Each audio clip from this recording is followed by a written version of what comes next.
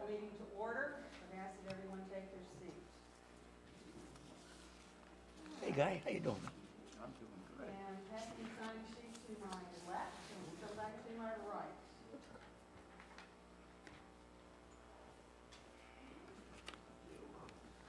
Well, I'm glad you made it, sir.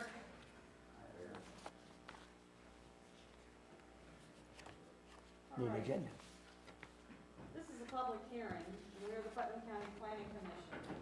We're the designated local planning. Do that. We're the designated local planning agency for the county as described under Title 11, Chapter 163 of Florida statutes. And we function under the authority of Articles 11 and 12 of the Putnam County Land Development Code. The primary responsibility of the commission is to serve as an advisory body to hear and make recommendations to the Board of County Commissioners on matters related to provisions of and proposed amendments to the Putnam County Comprehensive Plan and the Putnam County Land Development Code. The members of this board will review each application and make a recommendation to the Board of County Commissioners at a regularly scheduled meeting on October 26, 2021. Procedurally, we will call each case by name and number. A member of staff will then briefly explain to us the nature of each request. We will take comments from the applicant or their representative, followed by any public comments concerning the request. Please direct all comments or statements to the commission and not to other people in the audience. Before speaking, we will ask each person to come up and be recognized, come forward to the lectern, and identify his or herself by name and address. After all persons wishing to speak have spoken, we will entertain a motion from the commission. The motion will be voted on by the commission members and become our recommendation to the Board of County Commissioners. The Board of County Commissioners will make the final determination regarding the application. Before we get underway, I would like to read to everyone, to remind everyone of our code of responsibility. As a member of the Putnam County Planning Commission, I pledge to come to meetings prepared for the items on the agenda, willing and ready to listen carefully and courteously, to make informed decisions based on the facts presented and what I feel is in the best interest of the people and businesses of Putnam County. I will refrain from unnecessary interruptions, and I will be appreciative of and respectful toward applicants, members of staff, and other members of this commission. I will support the decisions made by the majority, and I will be fair and objective in all that I do as a member of the Putnam County Planning Commission. Today we only have one case. I need to ask, does anybody on this board have a conflict of interest concerning this particular case? Yeah. Has anyone on this board had any ex parte communication with anyone of interest in this case? Okay. Wendy, I believe you're up. Case R21-017. This application is, the applicant is Melinda and Sylvester Comer. The agent is Melissa Williamson of Onyx Services, LLC. It's a request for a zoning map amendment for 5 parcels containing 3.85 plus minus acres from commercial retail and commercial intensive, C4, to industrial heavy. The location of the properties are located at 3859, 3863, 3865 Reed Street, and 765 North Moody Road. One of the parcels does not have an address. The parcels are designated urban service on the future land use map. The parcels total, of course, 3.85 acres. The parcels are located within the airport height notification zone. I'm going to go into a little detail of what that is right after in the next slide. The requested rezoning to industrial high is to allow the property to be used for an asphalt plant, subject to development review and other jurisdictional approvals. The airport height notification zone, this is an excerpt of our code. It regulates the height of structure and other objects in the vicinity of a public airport. The zone extends outward 20,000 feet from the ends of each side of all active runways. This particular parcel is approximately at its furthest point, I believe it's 1,500 square feet, not square feet, 1,500 feet from the runway. The requirements, any development or permit approvals for potential airport obstructions shall not be issued without a condition requiring FAA approval, stating that the potential airport obstruction does not exceed the FAA obstruction standards. Any such condition must be satisfied prior to final inspection or final approval as applicable.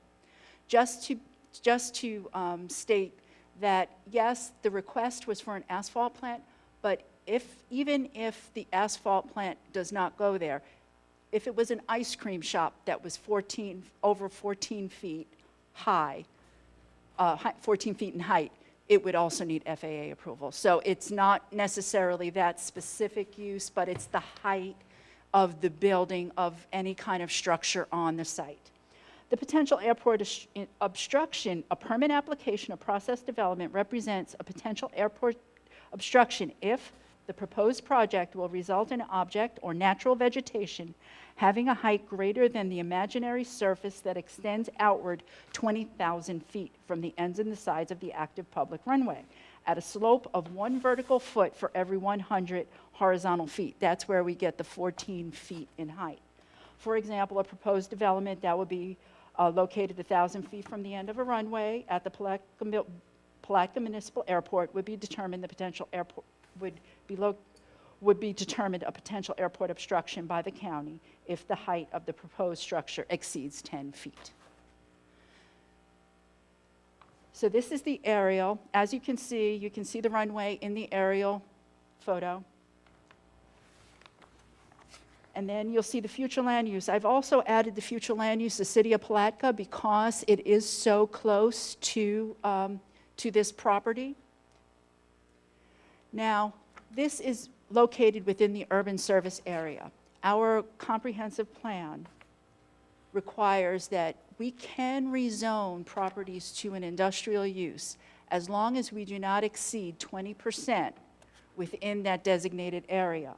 So we reached out to the GIS department, and they provided us a map and the calculations based on the zonings within that area that is basically the Palatka, the general Palatka, city of Palatka area. This is the current zoning. As you can see, the airport, you can see the purple, which is all industrial, which is already there, and the new property. The comprehensive plan, just as I had previously stated, the urban service category consists of areas of urban type infrastructure. Industrial uses, heavy and light, are both allowed in accordance with the requirements of the industrial use policy. The future land use within the future land use category, industrial acreage in the district cannot exceed 20% of its local land area without comprehensive plan map amendment. So that's where we're showing the 6%. It's below the 20%. We're in the green zone for that. The zoning, the subject property is presently zoned C2 and C4. The purpose of the C2 district is provide commercial zoning district for light commercial uses, and the C4 zoning district is to provide general commercial district with intensive commercial uses that require immediate access to major and minor arterial roads. Now, the proposed of the high industrial zoning district is to provide an industrial zoning district for use in the industrial mixed-use land use classifications. The urban service future land use allows for the industrial uses. The industrial heavy provides an industrial zoning district for the use in the industrial mixed-use land use classification. The parcel has access to State Road 100, Reed Street, which has an adopted level of service of D and operates acceptably. It already is developed with no new traffic. Well, it has some development on it, but it will be. And the surrounding land uses are primarily intense and commercial and industrial. So it is consistent with the surrounding land. So the findings and the recommendations. The staff finds that it's consistent with the comprehensive plan, consistent with the locational requirements, compatible with the surrounding land use. And the staff recommends approval of the request to amend the zoning map from C2 and C4 to IH for the subject parcels. If you have any questions, it doesn't look like the applicant is here. If we could answer any questions for you, we'd be happy to. Any questions of staff? I have a question. Yes, sir. Which one do you see? Push the button. There you go. Have we asked the applicant how high their structure is going to be? We have spoken to them under the development and review portion. because that is specifically separate from this. Their idea is, it looks like it's approximately 40 to 50 feet in height. And what was the measurement that you just said they're allowed to go? 14 feet, it has to get approval by the FAA. We're not saying, we're not determining approval or disapproval of the height at this point. It's up to the FAA to determine if it is an issue for them and the airport. Anything exceeding 14 feet would require, and that's just a rough estimate. Once we have a survey for the property, we'll be able to determine a little better how many feet it is away. We just did it on the GIS software that we have, but it should be around 14 feet. But FAA has the authority to approve, based on their regulations, something above that 14 feet. Correct. Yes, ma'am. And that 14 feet regulation that's part of our comp plan, but it's also part of FAA's requirements that we're echoing in our comp plan? I'm not sure what the federal code actually says for the height gradient regulation, but our land development code is what governs that. And then the Right. comp plan does have a policy in there that protects the airport from incompatible land uses. So that's an attempt at implementing that policy. Well, let me ask you a question, Gabriel. If we know, let's say you wanted to build some apartments there on that site and it's zoned for apartments, our height for apartments would be stuck at what, 30 feet? I can't remember right now what R3, I think it's like 35 feet, but actually, no, I think you can go up higher. But we still need the approval of the, Anything above 14 Yes, feet? for anything. And that's specific for this site. If it's closer, then it would probably be less, the need for approval. So, for instance, if you build so if you have a parcel that's closer to a runway and the furthest part of the parcel is, say, 10 feet, then the maximum you could build on there is 10 feet without approval of the FAA. I mean, we can't get much closer to the runway than this parcel. Right, is, right. correct? It's fairly, it's probably the closest before you get to that City of Palatka property just south of it. And that's for runway 27. And you say that's none of our concern about the height.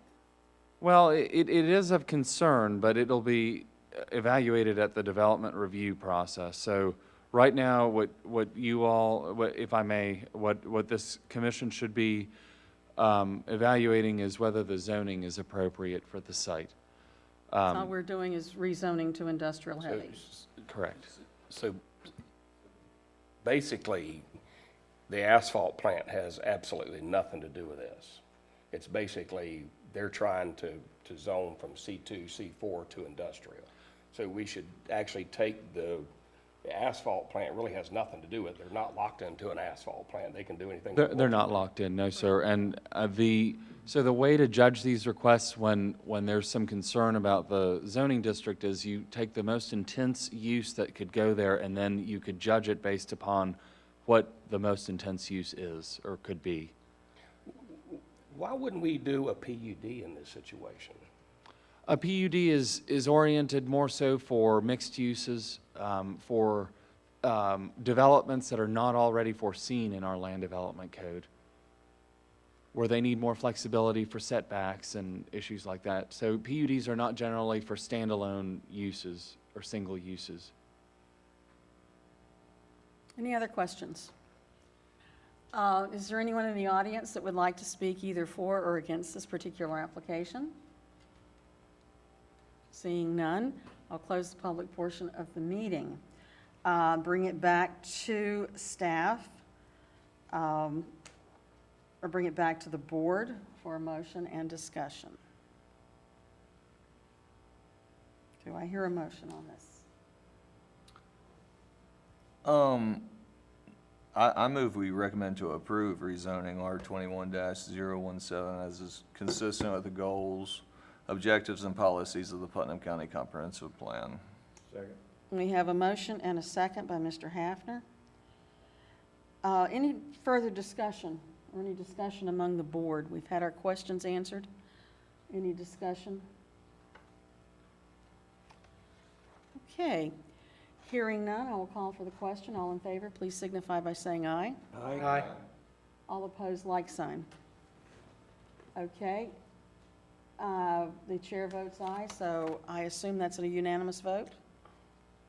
And we have approved this particular application to go forward to the Board of County Commissioners at their second October meeting of October 26th. I've asked Mr. Perry if he could just briefly remind us our responsibilities dealing with ex parte communication. Why, certainly, Madam Chair. Board members, my message is simple. Please refrain from ex parte communications. You must decide the issues based on the facts that are presented here. If you do engage in an ex parte communication, you must disclose it to the chair. Very simple procedure. Are there any questions? Question that I have, is that before the meeting or is that during the meeting?